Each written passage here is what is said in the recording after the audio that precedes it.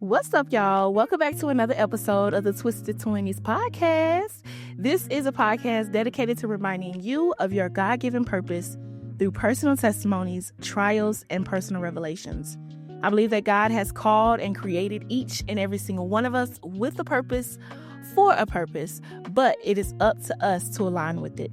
I'm your host, Louise, and I hope that you enjoy today's episode.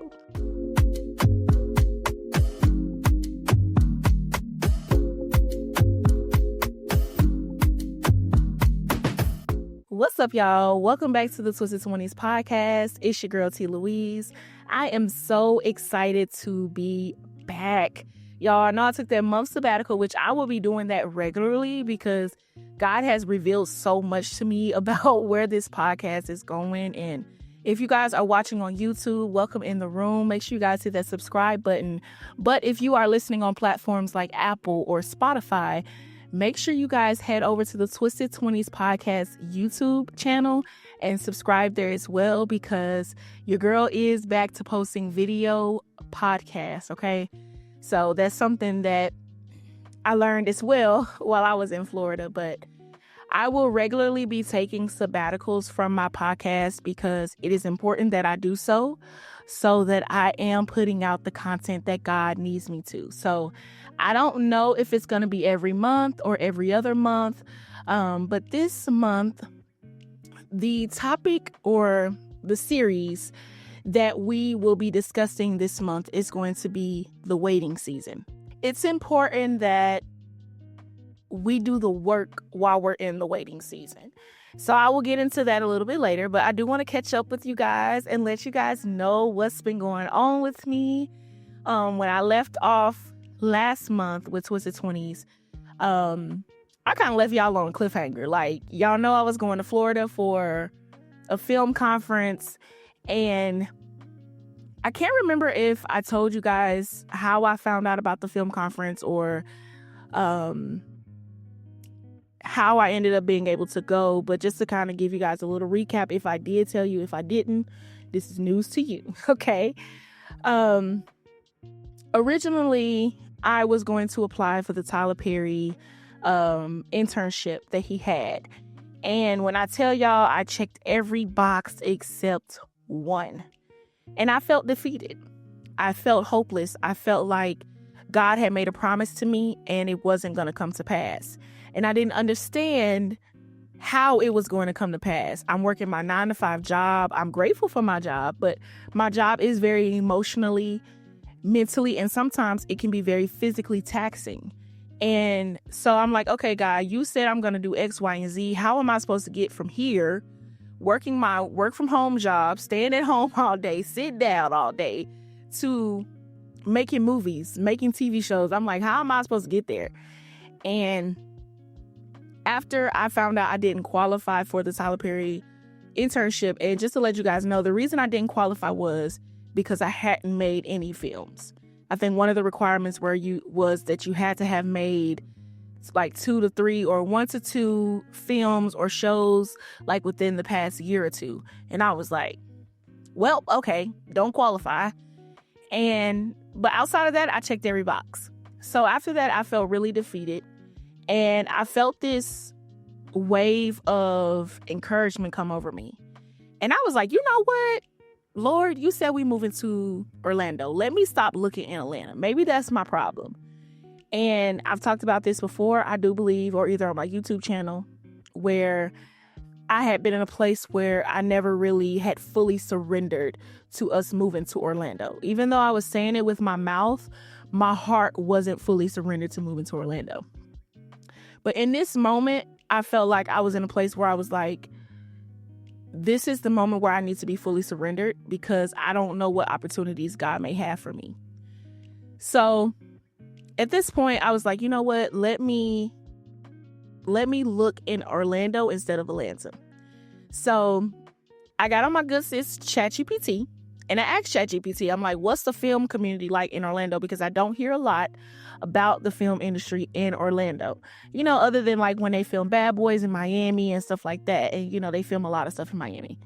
So I'm like, what's going on in Orlando? Like, what's popping? What's good? You know? And so I came across the International Christian Film Festival, which has been around for 13 years. It seems that they've been having it in Florida for the past few years, for as far as I can see. And I'm like, well, what is this about? And I go and I look it up. And not to say that I want all of my shows or all of my movies to be faith-based. Some of them I want to be faith-based. Some of them will be faith-adjacent. But it's just like, that's the industry that I want to go into. Back in the day, I would have been making something like Power or like Grey's Anatomy or something. Like, I still got an idea for a show similar to like Grey's Anatomy. But anyway, but I was like, I want to go to this. And so I started looking up more information. I found out the cost. The VIP tickets was actually sold out, and I was really salty about that. The same day that I found out about the conference, and also the same day that I found out I didn't qualify for the Tyler Perry internship, God told me to sow 40% into our ministry. So I'm really big on tithe and offering. I believe that we are to give back to God what he has given to us. If it is taught correctly, I know that a lot of mega churches, a lot of churches abuse tithe and offering to take advantage of people. But I truly wholeheartedly believe that we should be giving back to God what he gives us.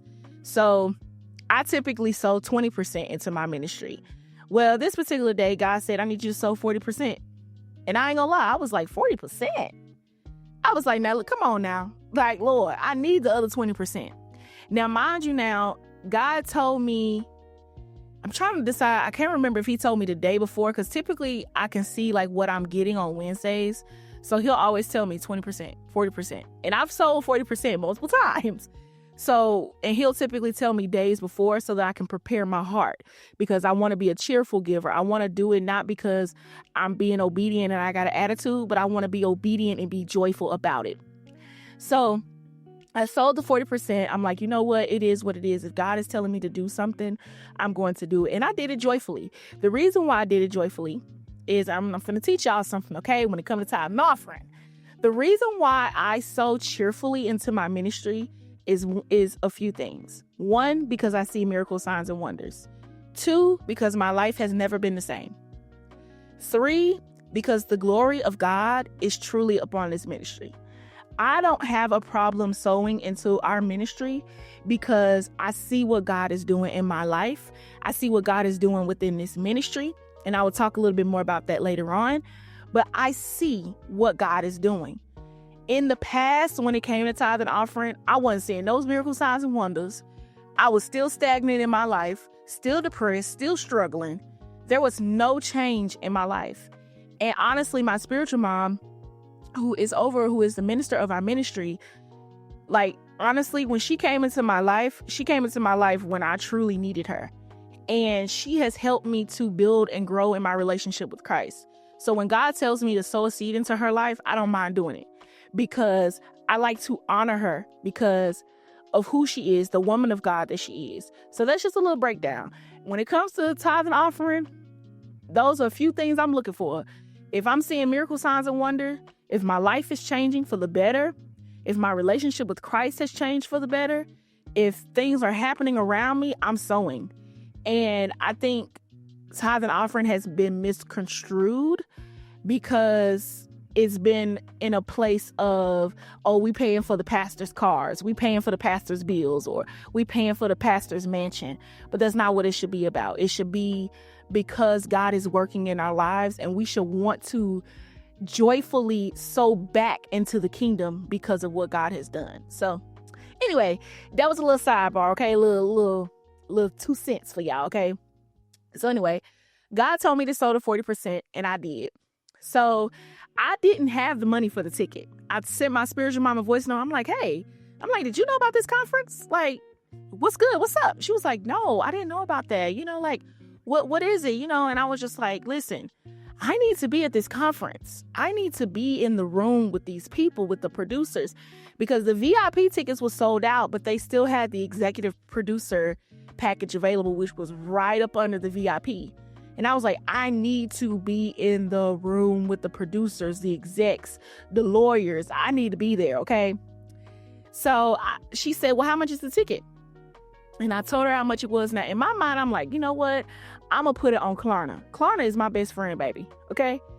If I can't afford it, I don't care if I can afford to pay the full amount at the very moment. I will use Klarna in a heartbeat. Okay.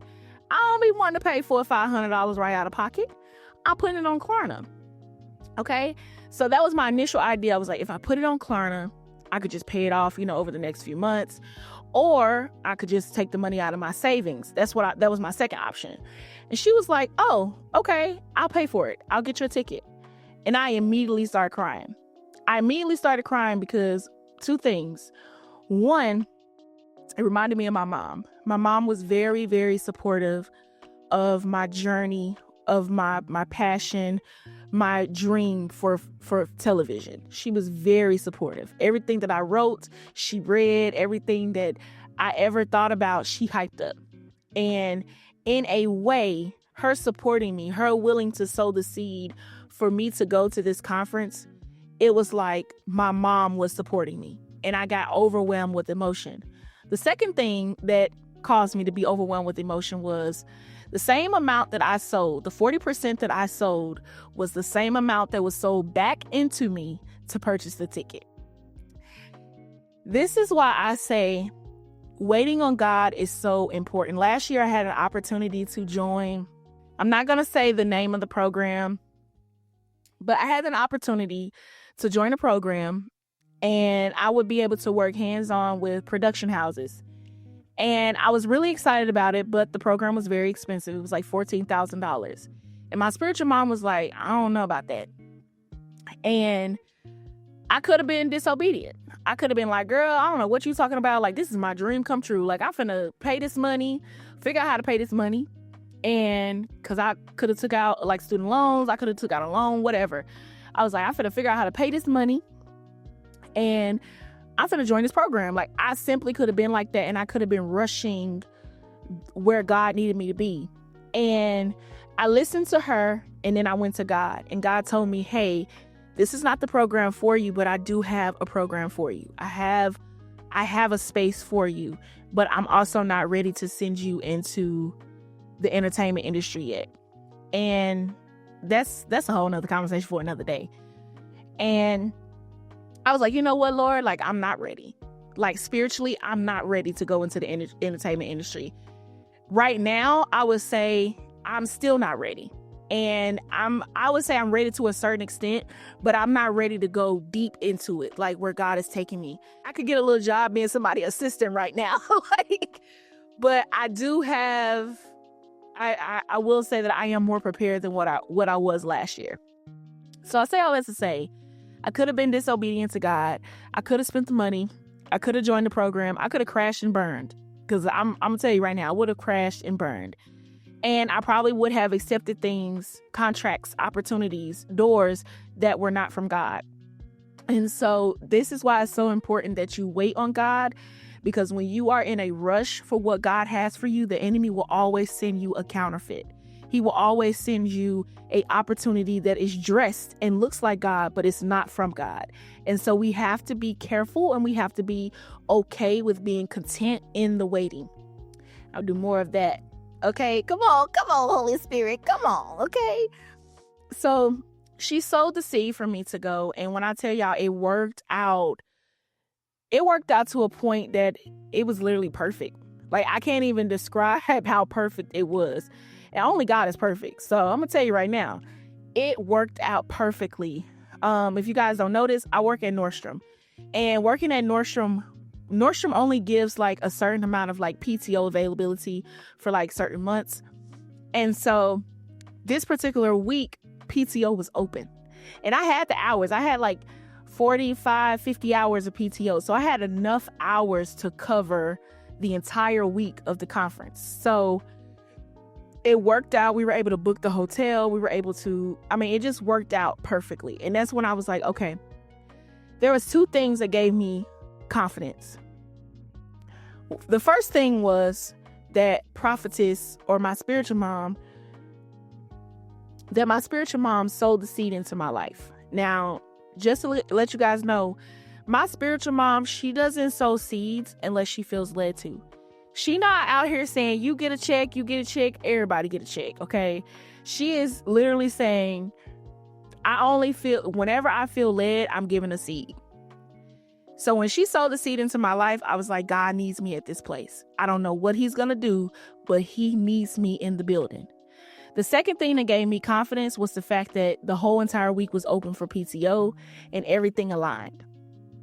Another thing that aligned was when we got to Florida pretty early, but we didn't get to the hotel until around 10:30. And we spent a few hours at my spiritual parents. So that's what took forever. But when we got to the hotel, the lady at check-in said, "Oh, you're lucky." And I'm like, "What's going on? Why would you say that?" And she was like, "You're going to be staying in the towers." And I'm like, "The towers?" I'm like, "Isn't all of this towers?" But it wasn't. Everything was not towers. And it was more of like there was like one tower or either two towers. I can't remember. And then everything else around it was like the indoor outdoor type of, I don't know if that makes sense, but it was like indoor outdoor type of hotel. And I was like, "Oh, okay." And she was like, "People who check in this late do not get to stay in the towers." Now, before we got there, I had prayed to God. And I'm like, "God, please give us a clean room. Give us a room that's renovated. Give us a room that we're going to be comfortable in." Because I ain't never stayed at this hotel before. She said, "On top of that, you're going to be staying on the top floor." So we on the penthouse floor, okay? And she said, "You're going to be staying in one of the larger suites." Now, mind you, I had paid for a double bedroom, a room with a double bed because my best friend was going to be coming and staying with us over the weekend. So I wasn't really like expecting a room with a king size bed and a futon. Like, that's not what I was experiencing. A pull out bed, my bad. That's not what I was expecting, but that's what we got. All of those things aligned, and God did what he said that he would do. Leading up to the conference, I literally prayed bold prayers. And I typically try to be bold when I'm praying, and sometimes I don't. But these particular prayers were very bold for me. I was literally praying, and I was asking God. I said, "God, I'm praying and asking that you place somebody at this conference that is specifically there for me. Like, they are literally only there in that room because you need them to meet me, and I need to meet them." Like, that's how bold I was being. And when I got to this conference, y'all, when I tell y'all, it was such an amazing conference. I met a lot of amazing people. But I think the icing on the cake for me was I met a lady named Miss Duffy. And she is the CEO of an entertainment company. And the first day I met her, I was really nervous to talk to her. And I was like, you know what? I missed my shot. If I see her again, I'll talk to her, right? So the second time I saw her, I was like, you know what? This is my chance. I'm going to have to talk to her, talk to her, see what information I could get. And when I started the conversation with her, I started the conversation with, what advice would you give to someone who doesn't have the full educational background and all these extra things? And she immediately said, "I'm going to stop you right there." And I was like, "Uh-oh, what happened? Am I in trouble?" She looked me in my face and she said, "Never start a conversation with what you don't have. I want to know, what do you do?" And I said, "Well, I'm a writer and I'm a podcast host." And she said, "Have you written anything?" I said, "Yes." This is going to tie into what I'm going to say later on about doing the work while you're in the waiting season, okay? It is so important that you are laying a foundation, that you are doing the work while you are waiting on God's promises. She said, "Have you written anything?" I was able to say yes. She said, "Okay." She said, "What I want you to do, we're going to take a picture and I want you to DM me on Instagram, and we're going to set up a Zoom meeting to discuss your future as a writer." I immediately wanted to start crying. And she was like, She was like, no, let's take the picture first and then you can cry. After we took that picture, I did cry. Okay. I really and truly cried. And I didn't cry because of her. I cried because God had answered my prayer. And I cried because I had saw another glimpse of where God was taking me. I don't know if you guys understand how significant this is. People work hard to be able to get in contact with CEOs. God took me straight to the CEO. He took me straight to the head of the company. I didn't have to go through an assistant, a secretary. I didn't have to go through any of that. I went directly to the CEO, and the CEO said, hey, we're going to set up a meeting. I'm going to tell my assistant to set up a meeting for us. I don't know if you guys don't see how significant that is, but it is very, very significant. The more I started to talk to her, I found out that it was her first year there. I also got overwhelmed with joy by that. Now, I don't know if she spoke to anyone else or what other connections she may have made with anyone. I'm not concerned about that. But what I am concerned about is that God answered my prayer that I boldly prayed and asked for. And so waiting on God, waiting on God's promises is so important. And sometimes when God's promises come into fruition, the enemy will also attack you. After, I was fine the whole time we were in Orlando. But after the whole thing happened with Miss Duffy and we got acquainted and we talked about my writing and things like that, I lost my voice 2 days later. I thought that happened on Friday. By Sunday, my voice was gone. On Sunday, my voice was starting to leave. By Monday, I had no voice. The only way people could hear me is if I whispered. My voice was gone for almost 2 weeks. I couldn't talk. In the midst of that, I was not sick. The only time I felt sick was when it was time for me to lay down. During the day, I was fine. No coughing, nothing. But at nighttime, when I wanted to lay down, the enemy was so upset. He took my voice. He tried to take my peace, my rest. He was hot. But this is why I say waiting on God is so important. I could have did that program last year. I really could have. I could have been working for a production house by now. Who knows? I could have been working on some films by now, some shows. But would it have been what God desired for me? Sometimes we have to be in a place where we're willing to put God's will and desire above our own will and desires. Because ultimately, what I've learned is what we desire is literally the bare minimum compared to what God desires for us. It really is the bare minimum. We be out here wanting a little rose or a dozen of roses. And the Lord be like, I got 10 dozens of roses for you. You thinking small. I could have paid that $14,000 and joined that film program last year. But I also would have missed out on the opportunity that God had for me to meet the CEO of this entertainment company. It is important that we wait on God. And it is also important, and put my notes up, y'all, because y'all know I love my notes, because I be wanting to make sure that I'm hitting everything and sharing everything with you guys, because I know I started the episode out with a testimony, but I promise you guys, it has a teaching, it has a learning moment for you.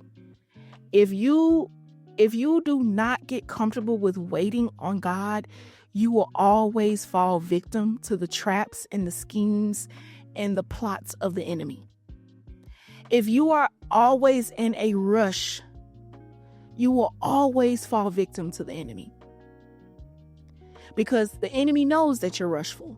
He knows that you're moving with urgency. And because of that, he can trick you.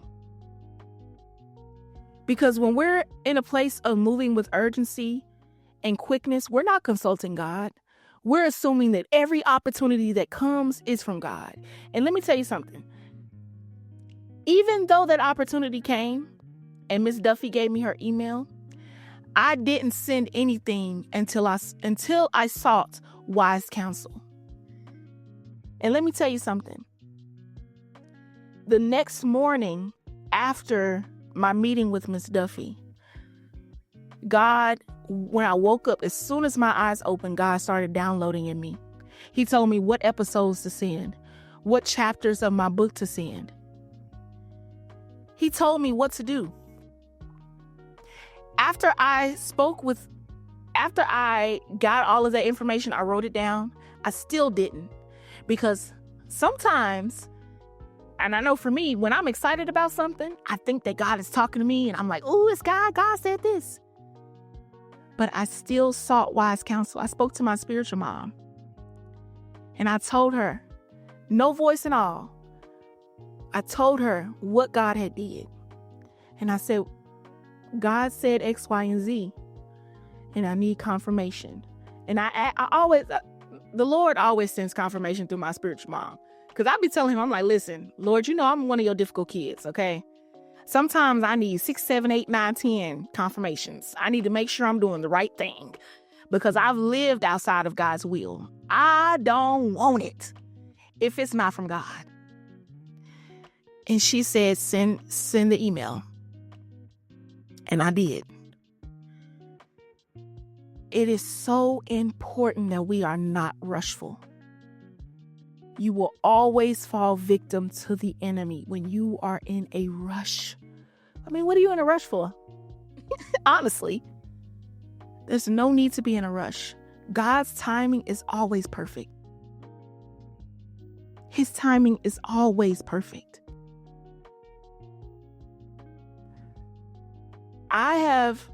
The more I've been around my spiritual mom, I'm starting to build the spirit of long suffering. And I don't know if you guys know this, but it is part of the fruits of spirit, is a spirit of long suffering. And that spirit of long suffering is built when you're in a waiting season. I have been praying for a opportunity in the film industry since I moved to Atlanta. I moved to Atlanta 5 years ago. When I first moved here, I had an interview at a company called E-Media, I think. And the lady basically told me I was overqualified. She said, we're going to have to make a position for you. It was my dream job, y'all. When I tell y'all they had TV, news, podcasting, I had a podcast. And I was like, this is it. Like, this is the career. This is for me. I didn't get the job. There's another company here in Atlanta I've been trying to apply for. It's a Tyler New Media or something like that. Had an interview with them. I was like, yes, I'm going to get my foot in the door. Didn't get the job. Tyler Perry Studios, wasn't qualified. Warner Brothers, applied for them, didn't get the job. 5 years I've been waiting for an opportunity. I've been building up the spirit of long suffering, waiting. But this is why waiting is important. What you do in your waiting season is important as well. At the beginning of the year, God told me, hey, I need you to write your book. By the way, my book is coming out July 22nd. Okay, it is called Coming Into Womanhood, A Journey of Grief, Redemption, and Healing. And it is basically my testimony of life and what God has brought me through. So be sure to be on the lookout for that. Okay, Twisted Twenties listeners might get a little discount. You feel me? A little discount. But he told me, I need you to write your book and I need you to finish your show. This was beginning of the year. And I was like, okay. My 2022 vision board, I wanted to finish the first season of my TV show. And because I was in a place of rebellion, because I was in a place of sin and disobedience, the gift that God had given me, he was like, no. The only way I could get that gift was a perversion of it. It was when I would get high, when I would smoke. I would get a sense of creativity and I'm like, ooh. But I had to scrape all of that stuff. I scratched it all. Now that I'm in the right alignment with God and I'm doing what God needs me to do, I'm able to experience the true gift that God gives me. Now listen, I'm going to tell y'all, some people when they write, they have to do a whole outline and brainstorm. I don't do that. I do not do that, y'all. I literally write out a few key points and I open my computer and I just start typing, because literally it's as if God is like pouring into me and it just flows out. I don't have to do, I just don't have to do it. And so God told me to do that and I was obedient. So when Miss Duffy asked, have you written anything? I was able to say yes. I was able to say yes. Now imagine if I hadn't written anything. Imagine if I didn't write my book. Imagine if I didn't finish my show. I wouldn't have been able to say yes. Then I would have had to come home and try to hurry up and write something to send to her. It would have been rushed. It would have been forced, and it wouldn't have been aligned. And I wouldn't have been obedient to what God told me to do. You cannot be idle in your waiting season. You cannot be idle in your waiting season. You have to be working on what God is telling you to do. Please do not be idle. That when God told me, I need you to do it, I did it. I did it. Now God is telling me, y'all, Lord have mercy. Lord showed me, he showed me a dream the other night of me doing animation. I saw something while I was at the conference and I had an idea to do it for Twisted Twenties for my show. And I'm like, I could do that. Come to find out, it's a lot harder than I thought. And it's a lot harder than I thought because what I saw is not what God is asking me to do. God is wanting me to build characters from scratch. I'm literally using a 3D software to build characters from scratch so that I can own the intellectual property of these characters. I'm using software that Hollywood uses. I'm using software that probably people who've been in animation 10, 12 years are using. And it's hard. It's hard. But I'm being obedient. I'm learning the software. You cannot be idle in your waiting season. It's so important that you are doing whatever it is that God asks you. Because when the promise comes, when the opportunities present itself, will you be able to show the work, the toil, the soil that you have toiled, the seeds that you have sown while in your waiting season? Or will you just have a garden that you ain't done nothing? You ain't even prepared to put the seeds in the ground. I have been working diligently. It took me, let me see, January, February, March, April. It took me 4 months to write a whole season. And it only took me that long because I did a lot of rewrites. And I also added 2 more episodes. Originally, it was going to be a six episode show. But then the more ideas I got, I realized I needed 8 episodes for the first season. And I put my heart and I put my soul into it. It also took me 4 months because I was working on writing my book too. So I'm telling you, you cannot be idle when you're in your waiting season.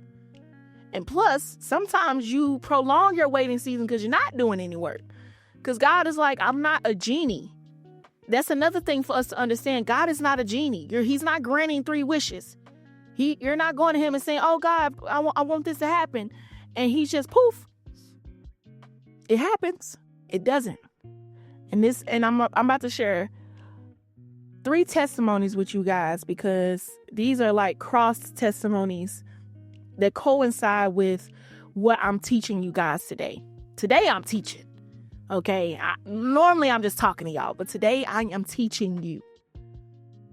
The first testimony, My spiritual mom's daughter, Anaya, has graduated high school.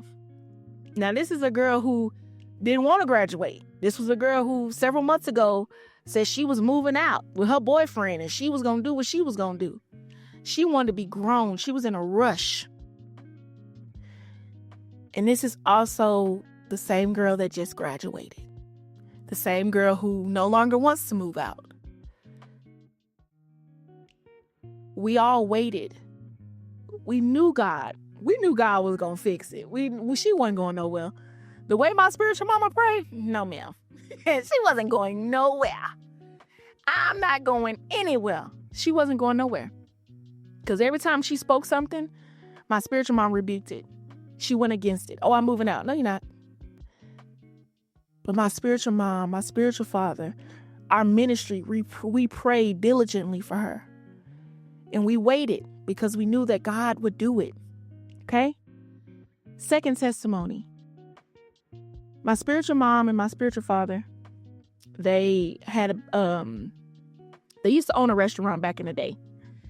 I think about seven or 8 years ago, they used to own a restaurant and they lost the restaurant. They had to shut it down. But they met a couple from, a couple that they've had a relationship with for the past, 7+ years. And they own a restaurant in Orlando called Cup Pasta, I think. It's a pasta restaurant, that's all I know. And my spiritual father has been looking for a job for about 2 months. And he had an interview, was about to get a job, but then something happened with his ID. It didn't work out or something like that. He had another interview, same issue. So then the couple that owns the restaurant said, hey, why don't you come and work for us? I got somebody that's leaving. Why don't you come and work at the restaurant? And instead of paying him hourly, they were going to give him a salary. So even if he works 4 or 5 days, he still gets the salary instead of getting paid hourly, right? Now, that's a testimony within itself. So then a few days later, he's like, hey, why don't you and your wife come out? We want to go out to dinner, dinner and discuss some things. And he was like, yeah, sure. They go out to dinner the same day that Anaya graduates, okay? They go out to dinner with this couple. And God restored them. God opened up the floodgates of heaven, y'all. This couple has literally given my spiritual parents a restaurant, an entire restaurant. They're wanting to move, I think, to like the Carolinas or something like that. And they wanted to leave their restaurant in the hands of someone that they trusted. And they trust my spiritual parents. So my spiritual parents, our ministry, we feed every 2 weeks. In Orlando, they feed the least, the lost, and the left behind. And they cook everything by hand in their own home. Imagine how long it takes them to cook with one stove. They're cooking everything by hand. But now the Lord has given them a restaurant, not just a restaurant, but a full industrial kitchen where they will be able to cook and prepare the food for the least, the lost, and the left behind. But this is what I'm saying. In the midst of all of that, they were being productive in the waiting. Still doing what God needed them to do in the waiting. Still serving. Still feeding. Another lady in our ministry, she's pregnant now. She had a miscarriage last year. She still believed, even while she was waiting. And my spiritual mom prophesied over her that she would have a baby, a baby boy. And she is pregnant with that very baby boy. If God says he's going to do something, he's going to do it. He's watching over his word to accomplish what he said he's going to do. It says it in the word. God doesn't want us to live a life of lack. We only live a life of lack when we are outside of God's will. Now, don't get me wrong. Not everybody's meant to be millionaire, billionaire, trillionaires. There will be poor. There will be poor among us.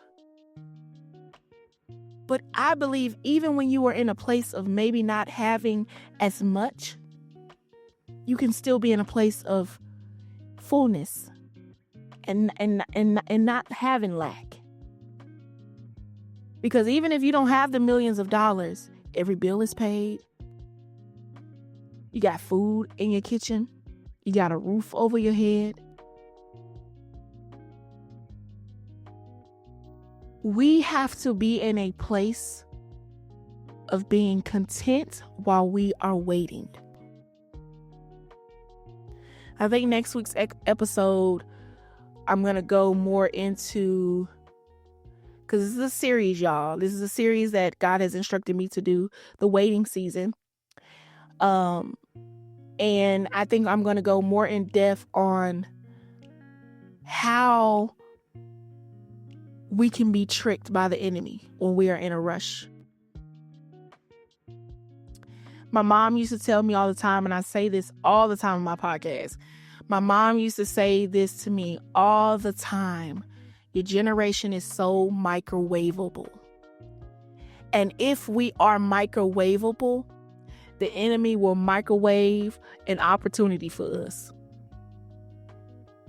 And we will think that it's from God.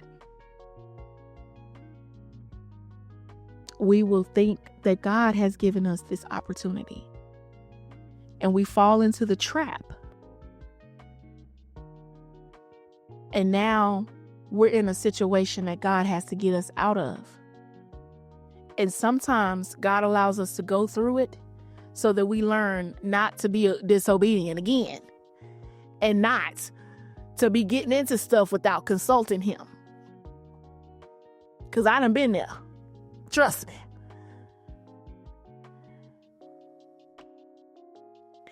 Everybody will have a waiting season. But what you do in the midst of your waiting season is very important.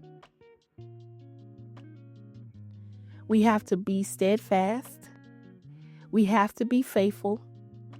And we have to remember the promises of God will come to pass. But we also have to be ready to receive the promise of God. And that's why we cannot be idle. Because when we are idle, we are not preparing ourselves for the promise. Be steadfast. Be ready. Be faithful. And do not be idle. I hope that today's episode has encouraged you. I hope that it reminds you that God will fulfill every promise that he has for you. And I'm excited to see what promises that he has given to me is going to be fulfilled and how they are going to be fulfilled.